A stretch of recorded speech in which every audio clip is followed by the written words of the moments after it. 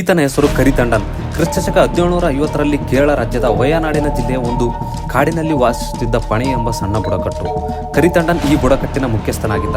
ಈ ಕರಿತಂಡನ್ ವಯನಾಡಿನ ಕಾಡುಗಳು ಮತ್ತು ಪರ್ವತಗಳನ್ನು ಸಂಚರಿಸುವಲ್ಲಿ ನಿಪುಣನಾಗಿದ್ದನು. ಆಗ ಬ್ರಿಟಿಷರು ಭಾರತದ ಹಲವು ರಾಜ್ಯಗಳನ್ನು ವಶಪಡಿಸಿಕೊಳ್ಳುತ್ತಿದ್ದರು.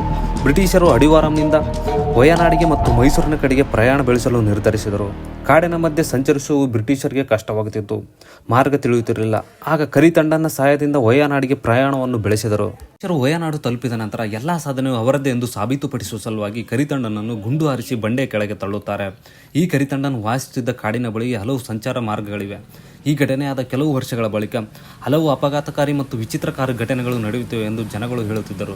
ಕಾಲಕ್ರಮೇಣ ಆತನ ಆತ್ಮವನ್ನು ಬಂಧಿಸಿ ಮರಕ್ಕೆ ಸರಪಳಿಯಿಂದ ಬಿಗಿದಿದ್ದಾರೆ. ಅಂದಿನಿಂದ ವಿಚಿತ್ರ ಘಟನೆಗಳು ಮತ್ತು ಅಪಘಾತಗಳು ಕಡಿಮೆಯಾಗಿವೆ ಎಂಬುದು ಅಲ್ಲಿನ ಜನರ ನಂಬಿಕೆ. ಅಲ್ಲಿಯ ಸ್ಥಳೀಯ ಜನರು ಮತ್ತು ಸಂಚಾರಿಗಳು ಆತನನ್ನು ದೇವರು ಎಂದು ಪೂಜಿಸುತ್ತಾರೆ.